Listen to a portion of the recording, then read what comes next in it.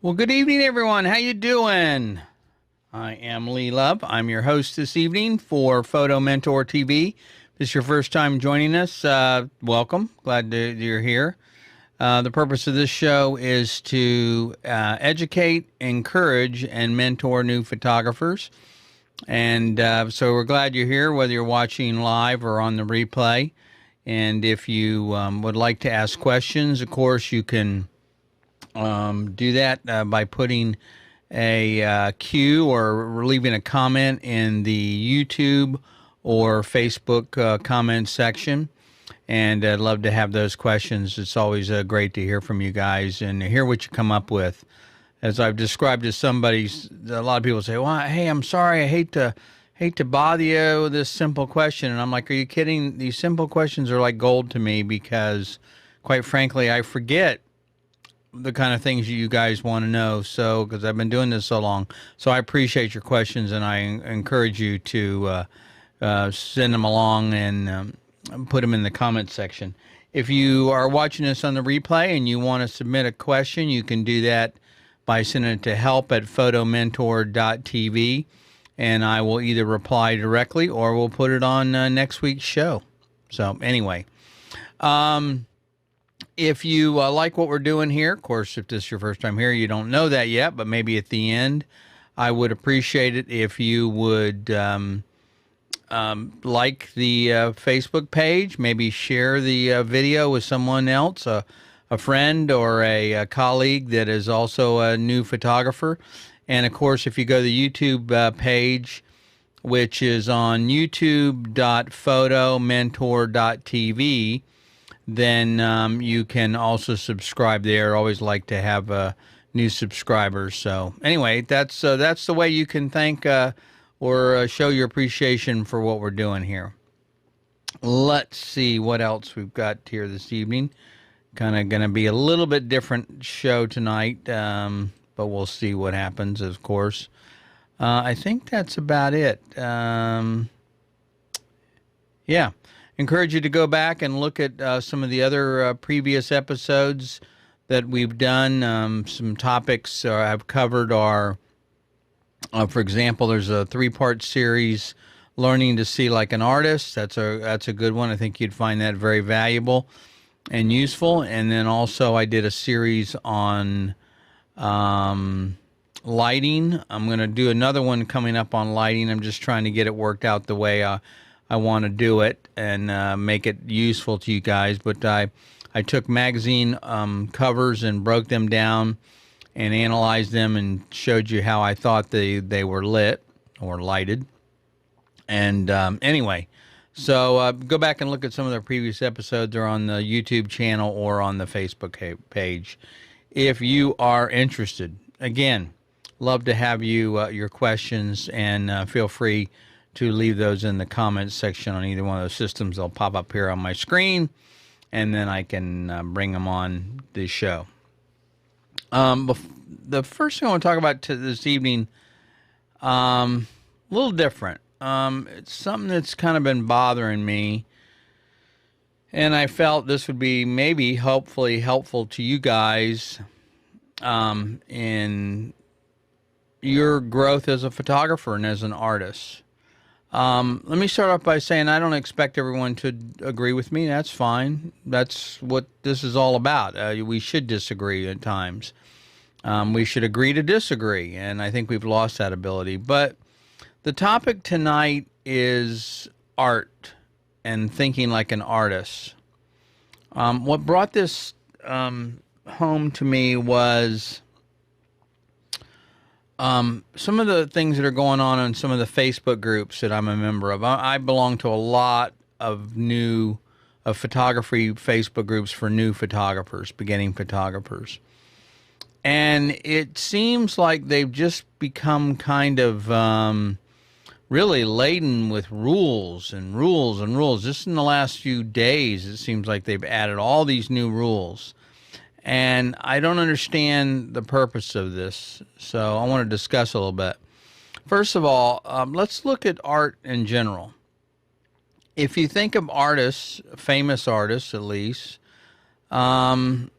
they're typically, in my mind, free thinkers, they're explorers, they're risk takers.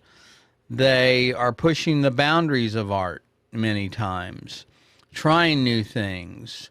Whether you're looking at Goya or Rembrandt or Warhol or Monet or Dali or Michelangelo or Van Gogh or Da Vinci or Picasso, in fact, many of them, if you read the history of them, they were despised or put down, or their work was really demeaned in some ways. People like Monet at the time, I believe, really was not applauded for what he was doing. And so, Dali, I think Salvador Dali is somebody that was misunderstood, and his art was definitely different in his time period. But so I think that is the nature of many well-known artists, is that they want to explore, they want to try new things. I know in my own work, I shoot different things, I try different things, I want to experiment, I want to push the boundaries of my own creativity to see what I can come up with, to find out what's going on in here, and can I get it out on print or on the screen. And so that's, to me, what art is all about. If you look at photographers, famous photographers, and there's a bunch of them, and again, both of these artists, painters or sculptors or photographers, you don't have to agree or like their work even, but if you look at their lifestyle and what they did, people like Robert Frank and Elliot Porter and Imogen Cunningham, Paul Strand, Richard Avedon, Edward Weston, all these people were pushing the envelope of their art. And what bothers me is it seems like we've moved away from that. And especially, again, when I look at these Facebook groups. So these groups I thought were supposed to be started to help new photographers. I mean, they have titles like beginning photographers or photography for beginners and things like that. But that doesn't seem to be the case anymore. And so that's really what I'm questioning. Now, look, don't get me wrong. If you start a Facebook group, you can run it however you want. I mean, you can have whatever rules you want to do. You can add people, not add people. It's your prerogative. This is not about that. This is about personal freedom and art, and pushing your art and helping new photographers. So my question to you, one of the questions I would ask you this evening is, why did you pick up a camera to begin with? What was it about a camera that you felt the need to learn and to shoot and to go out and practice? I started because of the ideas and thoughts and images that I had that I wanted to get out and explore and see what I could do with them. And I also couldn't draw worth a hoot, and I loved art class. It was probably one of the few classes, that and shop are probably one of the classes I got great grades in, but I couldn't draw very well. But I discovered through photography I could still be creative, and I love that. I love the idea of being able to create something that came out of my head into something physical, whether it be a print or even digital nowadays. But I think if you're like most of us, at least I can speak for myself, as an artist and as a photographer, I really love that sense of freedom that I get from photography. I can be in a foul mood, quite honestly, take my camera, walk around the neighborhood, come back, totally different attitude, totally different mindset.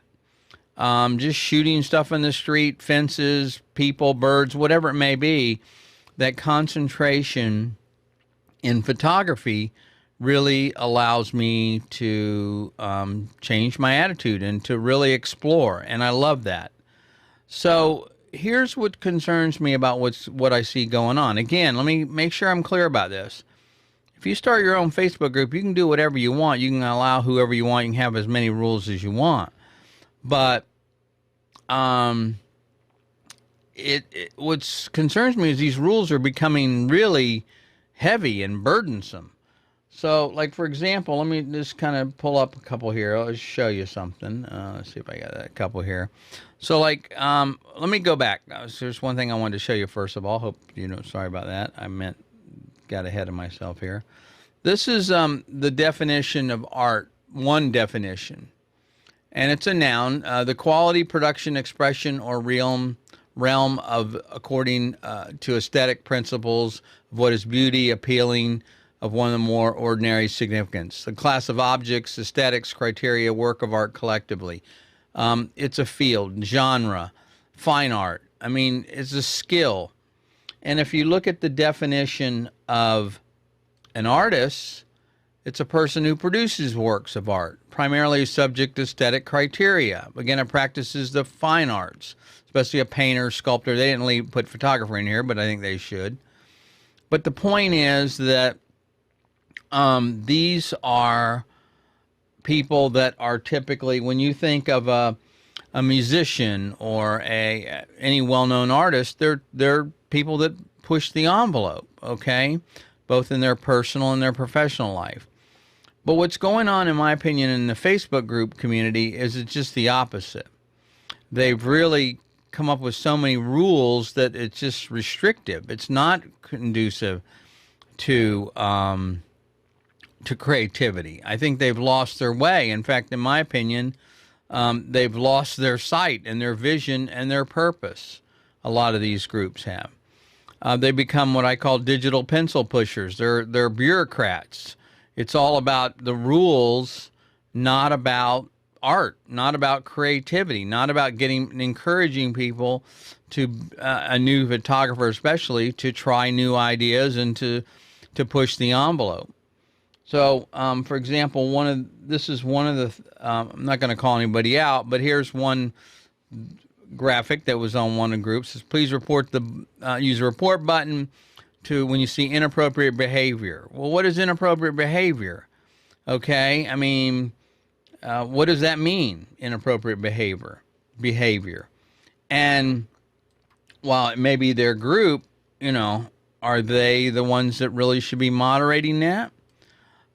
Here's one. This is someone that has a set of rules. I mean, look at this. One of the things that started this whole thing for me was someone posted a photo of a woman on a train track. Well, people went ballistic about it. Oh, you can't do that. It's illegal. It's this, it's that. It's dangerous. And my comment was, this person is a grown woman. She can post whatever she wants. It's not a Facebook group's members' job to police where you photograph. But yet that became the whole discussion.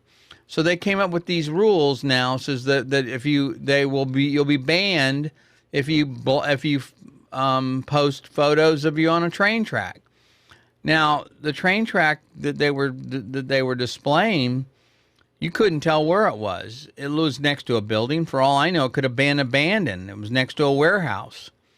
But the point is, where is the personal freedom? Where's the creativity? Where's the encouragement? It's not about whether or not you can do this or whether it's illegal or not.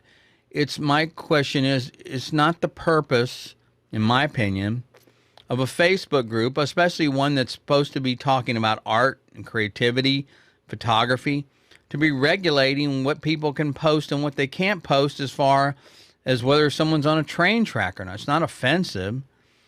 So anyway, so this is just one of them. Then this other group, they have 26 rules they posted. Okay, no DSLRs, no drone footage, no cell phone footage. You have to be 13. You have to be this. You have to be that. You can't do this. There's so many frickin' rules that I don't understand how you can actually discuss photography. Now, one of the problems that I have is that I go from group to group. How am I supposed to remember which group has which rules? Do you know all of them? Okay, if I post a train track on this one, but not that one, am I allowed? If somebody wants me to edit a photo and was looking for feedback, Isn't that between a transaction between the person that took the photo and myself?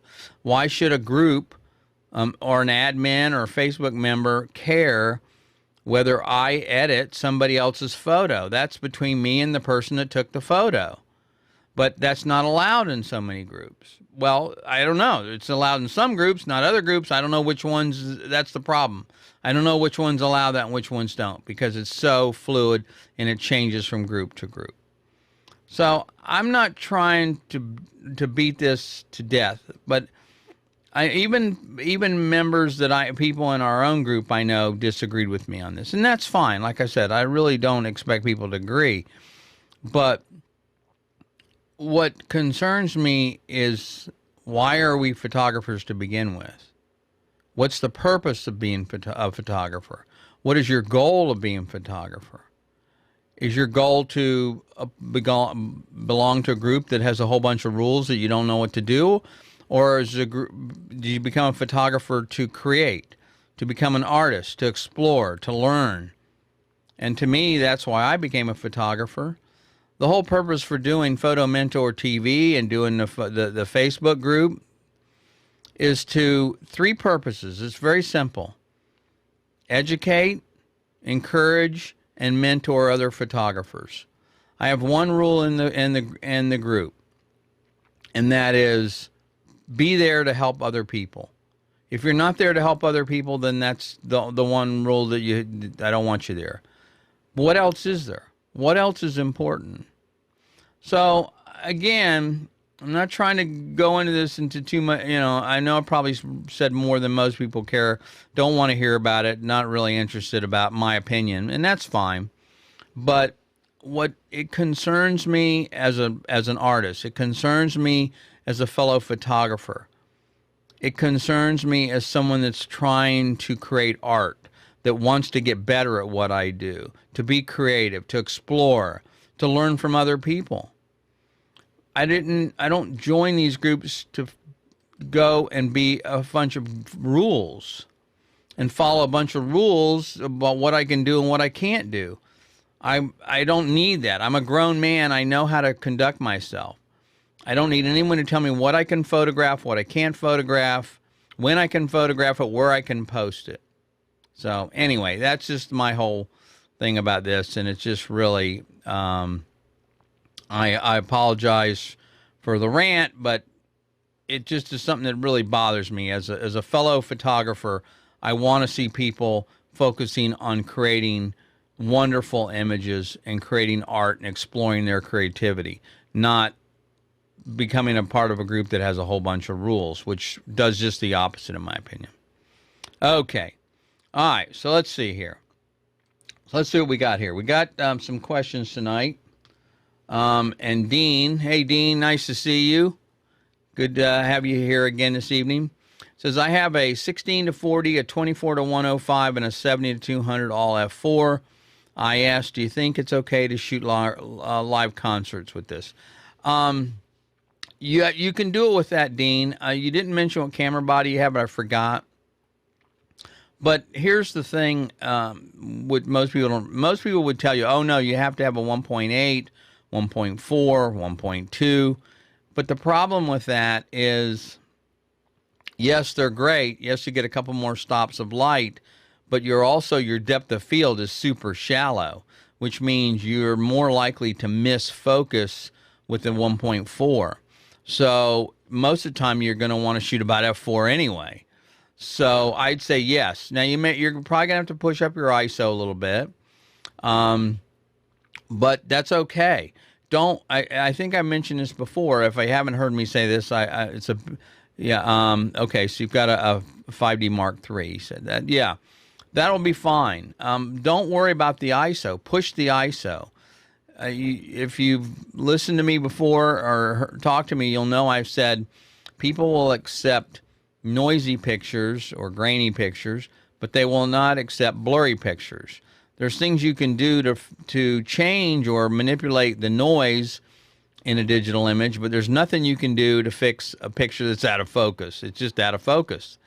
So I would always go for pushing the ISO if you have to. Don't worry about the noise. In fact, if you turn it into black and white and you get some grain, it can look pretty creative, actually. If you want to see a photographer who inspired me to do concert photography, go back and look at a photographer named Jim Marshall. Jim Marshall was a photographer in the 60s, 70s, and 80s. He photographed every famous rock and roll band. I mean, Jimi Hendrix, classic rock, of course. Jimi Hendrix, the Stones, Janis Joplin. I mean, his work is just phenomenal. He had unbelievable access to these people back then. And his work is very inspiring. You know who also is a great concert photographer, believe it or not? Linda Eastman. Linda Eastman, you may not know, was Paul McCartney's wife. She passed away of cancer, but she's got some great work as well, concert work. I've got one of her books. And so, yes, yes, she shot with Queen. That's right. Oh, cool. You know who that is. That's excellent. So anyway, yes, so you're fine. Don't worry about it. F4 is fine. It's probably good places to shoot. I mean, I often shoot at F4 if I have to, if I can anyway. So yes, if you have to get a little closer, there's usually, you know, because that'll help the lighting situation somewhat. But yeah, I'd love to see some of your work. So email me some stuff when you've got it. I'd love to, you know, look at what you're doing and maybe help you out and give you some pointers if I can. And yes, I agree that Dean says that black and white, if you don't mind, the grain adds some atmosphere. I totally agree. So anyway, okay. Next question is, okay, so the question is, any tips on workflow? So I can read this here. How to make post-processing more efficient. Tips for struggling to set yourself up for success when getting finished product done. Reasonable time frame. I'm not a very good one for doing reasonable time frame, but okay. I struggle with turnover lead times. Yeah, I get that totally. Booking more clients apart from me, upgrading my equipment. So this is a really good question. Is it pronounced, I apologize, I'm not sure how to pronounce your name, Harper. Tanqueray? Is that right? I apologize, excuse me. So you got a lot of questions here. Let me see if I can try and answer them for you. Workflow, post-processing, time frame. Definitely a difficult issue. So, first of all, try and do your best to put some reasonable lead times with your client. So, in other words, most clients think, oh, it's digital. It's just boom, boom. You can hand me the images, right? No. They don't understand that there's work involved and a lot of time processing involved in post-processing images. I explain to them, look, I shoot a format. It's called RAW. They don't need to know much about it, but it's just that the images need to be processed. I work as the lab. I have to go through each one. I have to edit them. I tell them I have to color correct them, sharpen them, white balance them, do all these things to them so they just don't pop out of the camera looking this way. So I explain that to them. And so, for example, and then I also will suggest that you put a price, a fee on the number of images. So let me give an example. I know this is a little bit off topic, but I think this will help you. So when I'm doing a proposal for a client and they're asking me, well, how much do you think it's going to be? One of the key questions I ask is, how many final images do you think you're going to need? They're like, well, you know, if they don't know anything about photography, they'll give all of them, or they'll give you some number, 50 or whatever. And you're like, whoa, whoa, whoa. First of all, there's not going to be that many of them, okay? In other words, I'm not going to, why would you want a photo that looks like this and then like this, right? There's such a small difference sometimes. So you're going to go through, your job is to go through and pick out the best of the best. That's the first thing. The second thing is I add a fee for the number of images that are going to be post-processed. Now let me give an example. Let's say a client says, a magazine, okay, I do a lot of magazine work. So they'll say, look, we want non-exclusive rights to 3 images. But we want you to send us 12 images. And so they'll go through, pick out the 12 images, go look at the 12 images, pick the 3 that they want to print. So I will charge them generally for those 3 images that are the ones that are post-processed. If it's a commercial client, it's the same thing. So let me give a quick story. I had a gentleman that was a consultant for dentists. And what he did is he called me up and he originally said, hey, I love your work. I want a headshot. And I said, well, what kind of work do you do? He started describing it to me. He said, well, we have a dentist office here and I do consulting. I said, well, you don't need a headshot. What you really need is environmental portraits. You need me to come in and photograph photos of you in that facility with the dentist in the background and the equipment, stuff like that. He's like, oh, yeah, it's exactly. That'd be great. So the first thing was I was solving a problem. I listened to what they were trying to do, and I realized I wasn't just answering his question. I was thinking I was in his position. He doesn't know anything about photography. I'm a photographer. I know what can be done. So I was telling him what you really need is for me to come in and shoot some environmental portraits. He's like, oh, exactly. Okay, so that's the first thing. So that turned, a very small project, a $250 project, into maybe $750 project right off the bat. Maybe $1,500, I think is what it turned out to be. Anyway, so then he says, so I sent him the proofs, and he says, okay, I want these images. I don't remember what the number was. Let's say it's 10 images. I said, okay, it's going to be this much. And generally, my numbers may be different from yours. But generally, it's anywhere from $45 to $125 per image. It depends on the client, the work, and what they want done. But let's just say $45 per image, above and beyond what they've agreed on. So let's say you've gone. I know I'm going around here in a circle, so please bear with me. The client says, I'm going to need 10 images. Okay, great. You give them a price, let's say it's $1,500. Okay, great. But then they want more than that. So when you give them a price and you set the time frame, you have to edit 10 images, right? So you should build that into the amount of time that you're going to deliver the images. The next thing is if they want more images beyond the 10, and that's also your price. So you're saying, okay, got my time.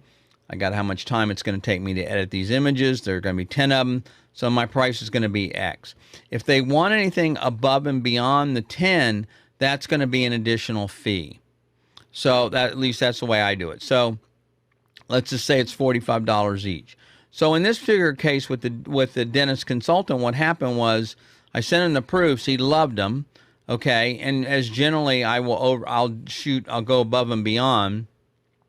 And he says, oh, these are great. I want these other 5, let's say. I don't remember the details.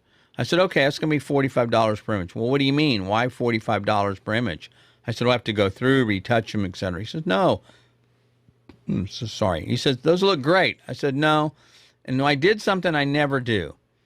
I took the proof and I put it next to a retouched image with Photoshop, and I actually circled and wrote on the photo what I had done. Brightened his eyes, sharpened this, whitened his teeth, whatever it may be.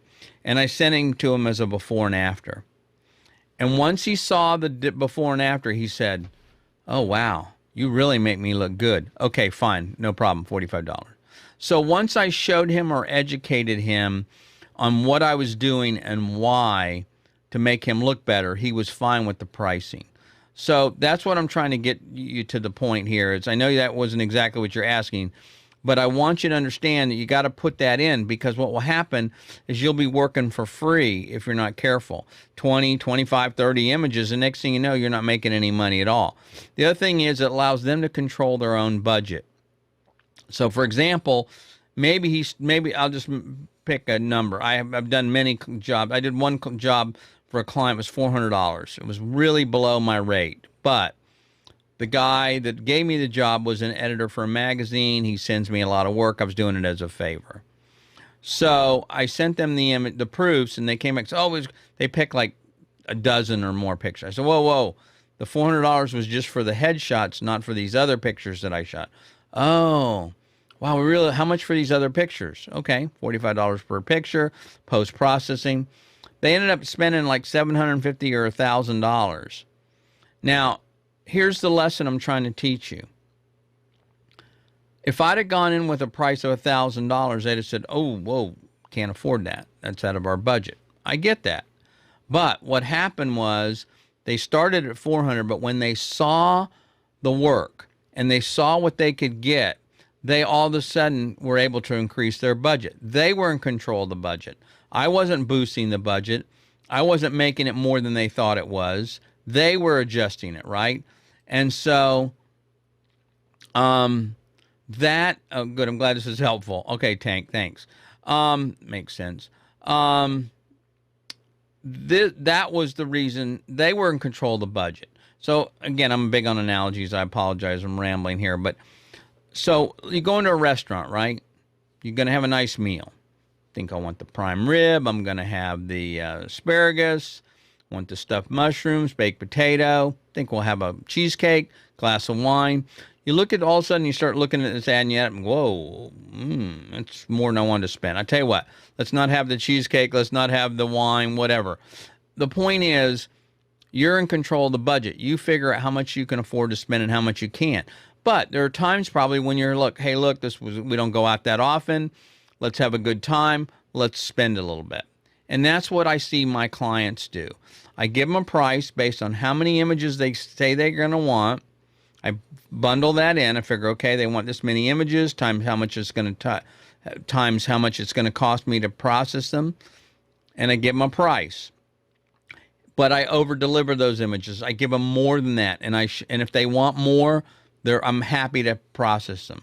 The client I was telling you about with the $400 that turned into like $1,000. What happened was they saw one image that I really shot, and I didn't notice that the guy's tie was crooked. And they said to me, how much would it cost to get this tie straightened? I said, I saw that, and I said, but I didn't suggest it because I knew you guys were on a tight budget. They said, how much would it cost? I forgot how much the number. Let's say it's $75. They said, fine, we'll do it. They were in control of the budget. They were deciding how much it is. It wasn't me. So I wasn't jacking the price up. They knew up front how much. If they only found one images they want and they only bought that one, that was fine. So you have to do that to allow them to have some control over their own budget, and also to give them the ability to pick and choose which images they want, the ones that they think are great. Okay, let me answer the rest of your question here. Reasonable time frame. So again, it's just me if possible. Now, some clients are on a tight frame, a tight time frame. I get that, but when possible, I don't like to look at my images for a week. Now, and people are like, what? So I'll take my images, I take my cards, I ingest them, I import them into Lightroom, I look at them, okay, they're there, and then I walk away. And I will not look at those images for at least a week. Now, why do I do that? For me, what I've discovered is I have a much more objective viewpoint. I'm looking at them and I realize I'm not being as critical, or maybe because the shoot was that day, I'm really analyzing the images differently. But if I give myself some time, maybe even a couple of days, and I come back and I look at those images, it's a much fresher view on those images. So when possible, I suggest you try this. Try it on some of your own personal work. I know many of us, if you've gone back and looked at stuff that you shot a year ago, you thought was bad, and now you look at it and go, it's not too bad. I might actually, if I crop it, that's a pretty good image. Or the opposite happens. You look at stuff you thought was good and you go, that's crap. What the hell was I thinking? So anyway, that happens too. All right, so I'm struggling to turn over times. Now I'm booking more clients. Apart from me, a part of me thinks upgrading my equipment will lead to less editing. No, it's not true, which is the goal. I shoot with a Canon 6D. The equipment will never solve the problem. Here's what I would suggest. I don't know what kind of work do you shoot, Tank? I would suggest and a lot of people don't like to do this, but I would try this. I would look around. There's some really good retouching people that do retouching and post-processing. And I'll be honest with you, I've done some product photography for a client, And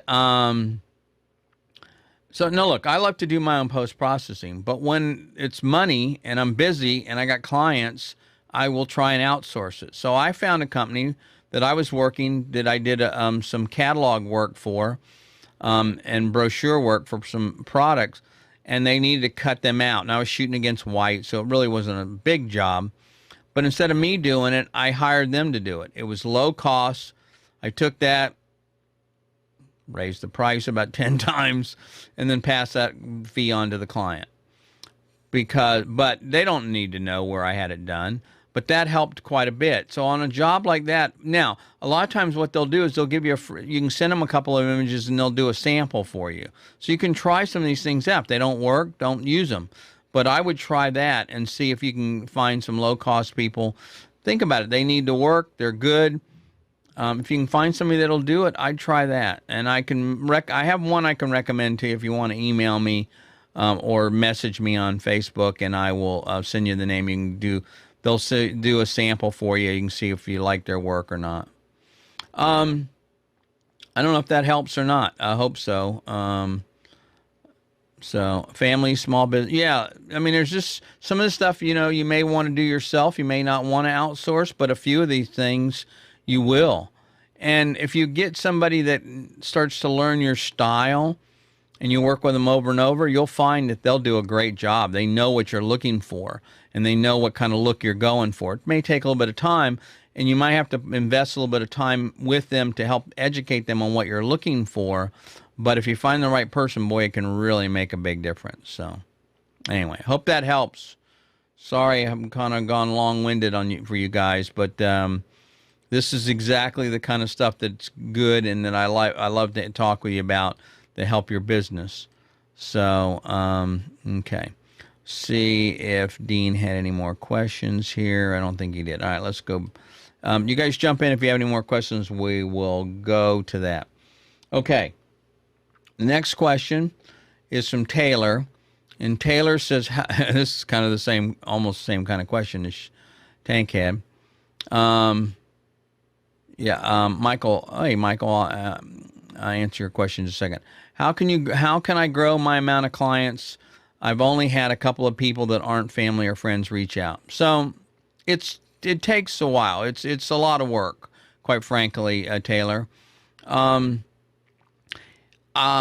tell you my own experience. I've spent many, many thousands of dollars on advertising and marketing.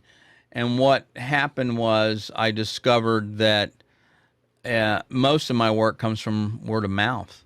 People that know me or use my work and recommend. So I would say the first thing you do is you need to build a body of work. It doesn't have to be a huge portfolio. You don't need 50 images. You don't even need 20 images. If you have good 10 solid images, and you'll rotate through them and change them out from time to time and improve them.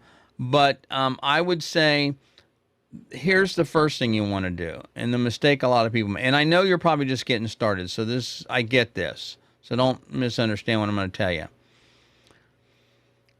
You have to be known for something, okay? In other words, if I go to your website or however, and I recommend you build a website, not Facebook. Facebook is fine for some things, but you want your own presence. You want your own website, taylorjohnson.com or something like that, so that people can go to. And then you want only the stuff on that website that you want to get hired to shoot. So, for example, the mistake I see a lot of people make, new photographers, is they don't have a lot of work. So they'll put a wedding on there, or they'll shoot some landscape stuff, or their kids, or flowers, or whatever. Well, when you do that, the problem is clients don't know when to call you, right? They have all this stuff on your website. It's like, well, wait a minute. Are they a wedding photographer? Are they a landscape? When do I call them? And so you have to be known for something, and you want to be somewhat of a specialty. And so now you can do some other projects, put them under your personal page or your under personal section or personal projects. But you want to know, when I come to the website, the first thing is I want to know what kind of photographer you are. Again, back to the analogies again. You wouldn't go to a Chinese restaurant and order Italian, and you wouldn't go to an Italian restaurant and order Chinese, would you? No, when you're in the mood for Italian, you go to an Italian restaurant. Why? Because that's what they're known for. And it's the same thing with the photographer. You don't want, again, I can shoot a lot of different things. Believe me, I've done product photography, architecture, sports, concerts. I mean, so I can shoot anything. But when you go to a website, you're not going to see that work on there, because that's not what I want to get hired to do. That's not the kind of stuff I like shooting. So you want to specialize the best you can, even if it's only a few images. Start off with that's the first thing. The second thing is build a body of work around that. Find friends, find, whoever. Look around, find people that are interesting, that you think are interesting looking, that represent the kind of work that you want to get hired to shoot. Offer to photograph them. Tell them what you're doing. Hey, look, show them your work. Hey, look, I'm just starting out. I'm really trying to build my work. I really like your family, your face, whatever you want to say. You guys are really interesting. Would you be interested in having me do a session for you? And I'll be glad to do it. I'll do it at half the price, or however you want to structure it. But that's the thing, is you have to first build a body of work, and then you can go to them and say, hey, look, if you like this work and you want to recommend, can I get a recommendation from you? You want to get a testimonial? What do you, is this, so can I use can I use these words or your testimonial for other people? Do you have anybody you can recommend? If you give me another client, then I will give you a discount or something. You give them some bonus to help them out by assisting you in getting more work. That's the way it works. So anyway, I hope that helps. I don't know if it does or not. Okay, so Michael says, what's Michael say? Michael says, when you get hired to do photo shoot, do you always include post-processing like Lightroom in your fee? Do you ever give them raw images? Michael, very, very rarely would I ever give anybody a raw image. The only people I would ever give a raw image to would be the Martin agency down in Richmond. In other words, an ad agency that I know knows how to deal with raw images. And then even then, I'm not real keen about that. So what I will do is this. You can export, and to answer your first part of the questions, I always include post-processing. So it's going to be part. So let's say, for example, that's again why I ask them how many images they want. They want 10 images. I'm thinking in my head, okay, 10 images times this much time, $45 per image. That's going to be my budget. I bundle that in for those 10 images, and then it's plus if they want on top of that. So it's bundled into the price. I don't necessarily break it out unless it's above what the number of what the number of images they tell me they're initially going to want. And then they also give you some room to adjust. They'll go, whoa. If you say, $2,500, that's way over our budget. Then I can come back to them and I'll say, okay, look, I understand.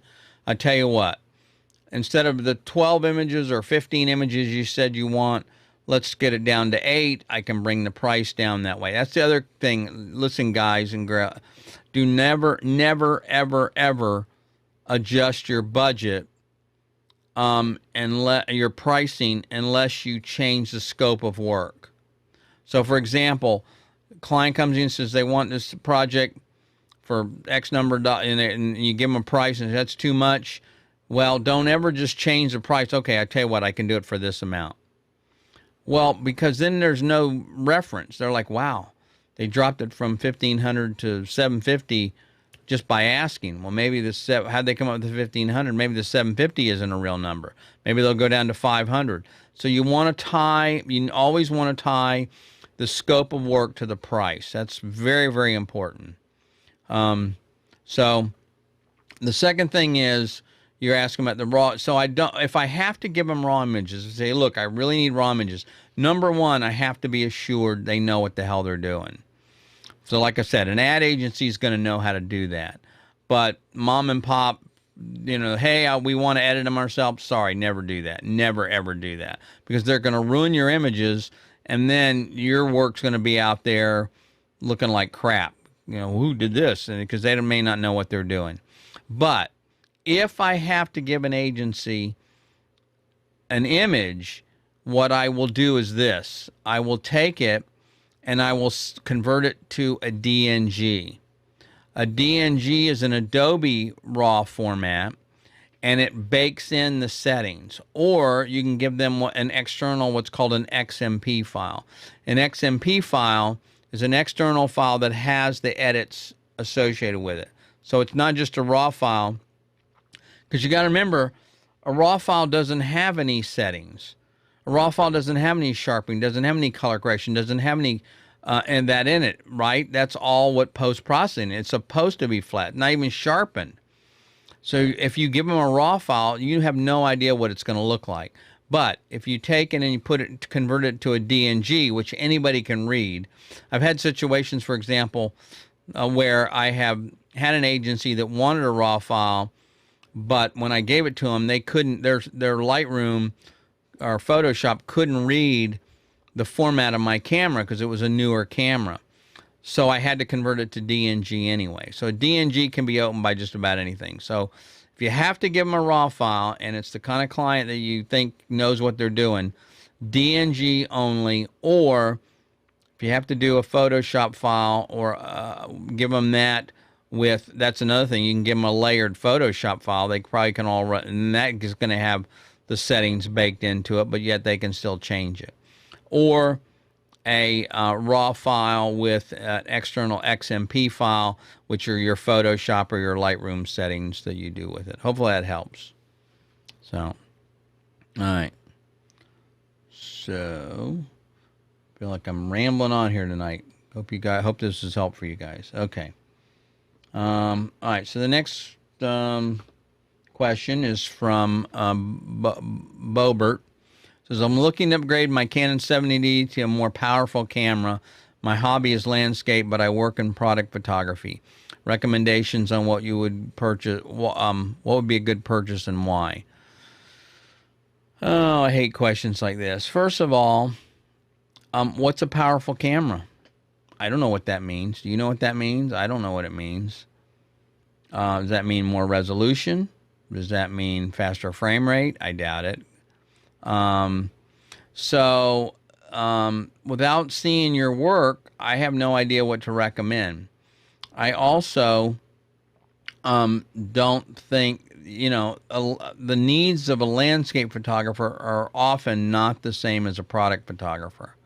So if you're doing product photography, I typically want high resolution and I want fast lenses, not necessarily super fast lenses because I'm going to be stopping them down, but the point, macro lens, I want super sharp lenses. So the needs are somewhat different, but yet for landscape photography, I'm going to want wide angle, not macro photography, not macro lens. And I may not need frame rate, or I may not need I may need frame rate, in fact, if you're doing wildlife or things like that. So that's a situation where it's almost an impossible question to answer. Sorry. Okay. Brian says, oh, this is a good one. I like this one. Why did photo edits become so popular? The best pictures I have ever shot required 0 edits. Why not wait for the right lighting? Why not search for the right angle? Why not work and make 100% real photo? I have probably wasted hundreds of dollars on gas just to get the perfect shot, but they are real. Brian, with all due respect, that's a bunch of crap. Okay, I don't buy it one bit, and I'll tell you why. Here's the reason. Number one, there's no such thing as a real photo. You are shooting a 3-dimensional world, and you're photographing it on a 2-dimensional plane.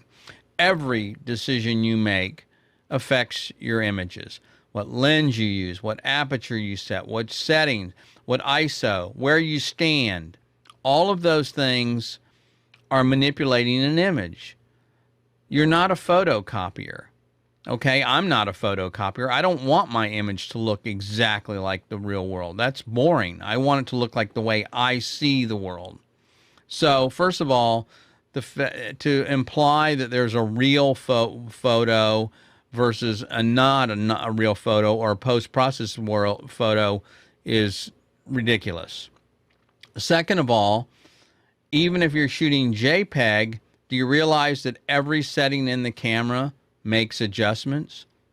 Okay, if you're not shooting RAW and you're shooting JPEG, there's settings in the camera that set contrast, color, white balance, sharpening, all that stuff is making, so the camera is making the edits then for you if that's coming. So you're not even shooting a real image. In fact, you're letting the camera make decisions for you. I'm an artist. I want to create those.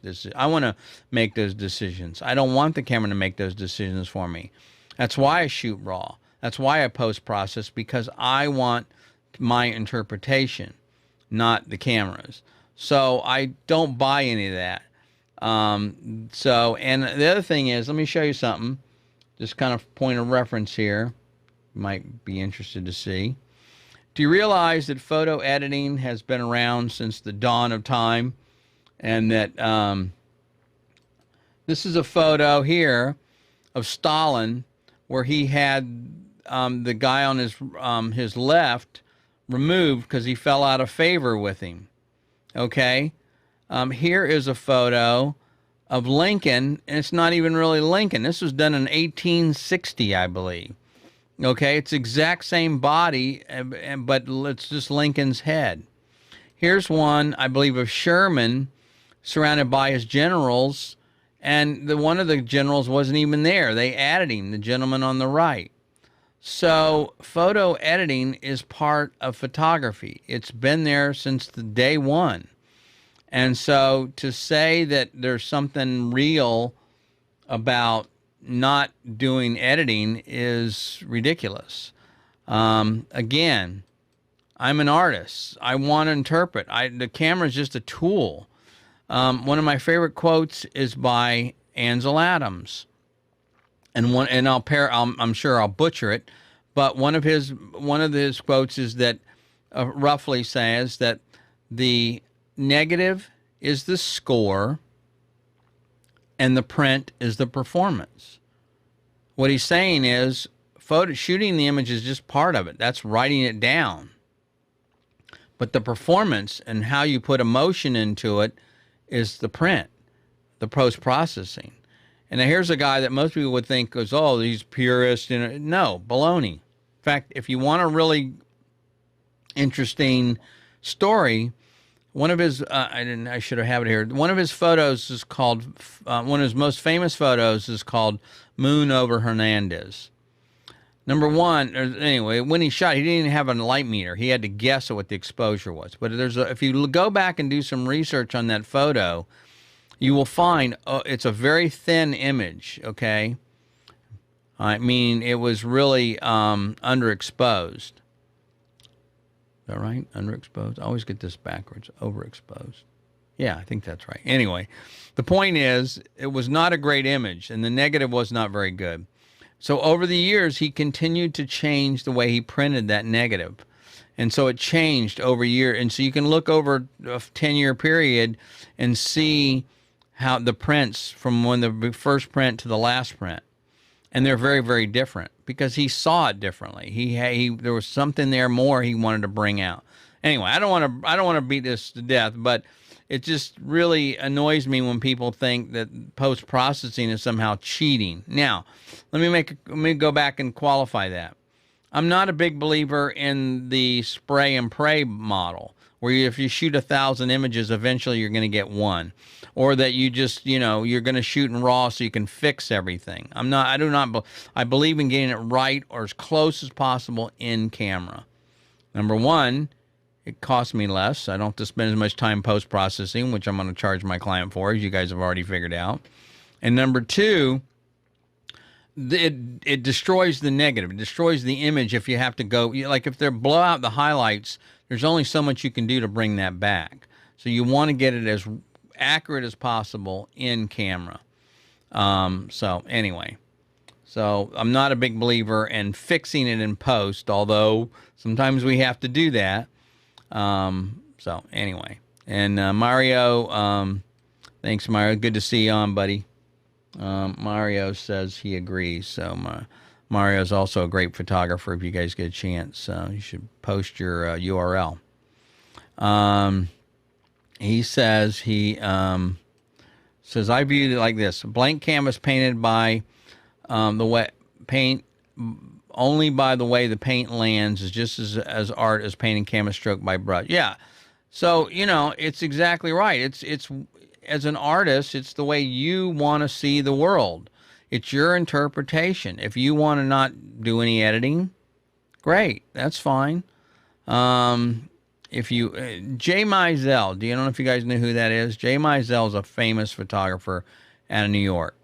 If you ever watch any of his, he did a video of him in New York. He brackets everything by 3 frames. He shoots one under, one over, one normal, because he's never quite sure what he's going to do, what it's going to look like. And so that's how he gets around, and that's his editing, essentially. I'm sure he does some post-processing, but not a lot. Anyway. All right. Hey, listen, guys, I appreciate you joining me tonight. Let me remind you a couple things. Number one, the first Friday of the month is photo reviews. I really encourage you, if you'd like to have me look at some of your work and give you some feedback on it.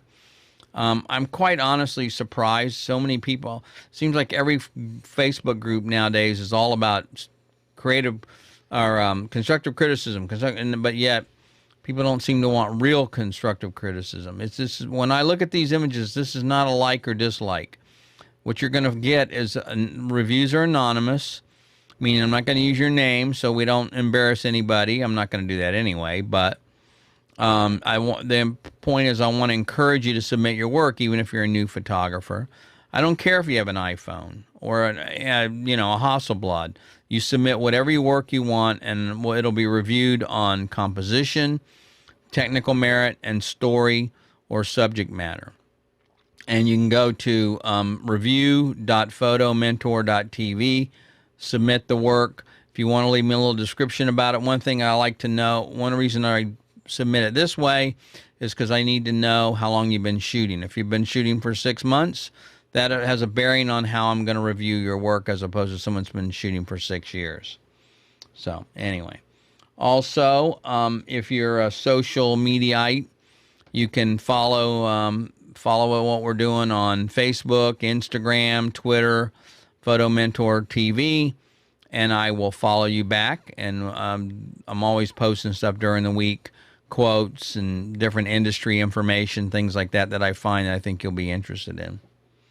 And if you do want to join a group, I'm almost a little bit of the, I should have put this quote in here, a little bit of the Groucho Marx member or philosophy, where I would never want to be any member of a club that have me as a member kind of a thing. But if you are interested in joining a Facebook group doesn't have a bunch of rules, I don't think we have any rules. I think the rule I told you was, be there to help. That's the biggest rule. You can go to photomentor.tv/join, put your name and your email address in there and your Facebook information, and then you'll be directed to the Facebook group. Click that blue button to say you're joined. That'll notify me, and we'd love to have you if you're interested in anything like that. So, anyway, listen, I appreciate you guys letting me rant a little bit tonight. I hope it was beneficial. It all comes from a point of caring about your work and you and your growth. I take this phrase, the educate, encourage, and mentor, very seriously, because that's what I want to do. That's why I'm doing all. That's why I'm spending all this time and effort doing this. I want to see you grow, and I don't want to see you stifled by a bunch of rules. So it just doesn't make sense to me. It's counter to the whole concept of an artist and being a creative. I can't imagine. I mean, pick your favorite musical group or artist. Can you imagine going, okay, now you can only play these notes. You're not allowed to play these notes. Or you're only allowed to use these instruments. You're not allowed to use those instruments. That makes no sense to me. But yet that's the way I look at some of these Facebook groups, and what they're doing is all these rules. You can't post iPhone photo. You can't use a drone. You can't use this. Well, isn't that photography? What difference does it make? Once again, You start your own group, you can do whatever you want. But to me, it goes against the basic philosophy of encouraging people to become creative. So anyway, all right. Hey, listen. Again, thanks everybody, and thanks for joining me tonight. If you like what we're doing here, be sure and like the page, the Facebook page. If you want to join the YouTube channel and become a subscriber, that'd be great. I'd appreciate it. And if none of that works, send $50,000 to Lee Love at, no, it's Lee at leelove.com. See you guys later. Thanks very much.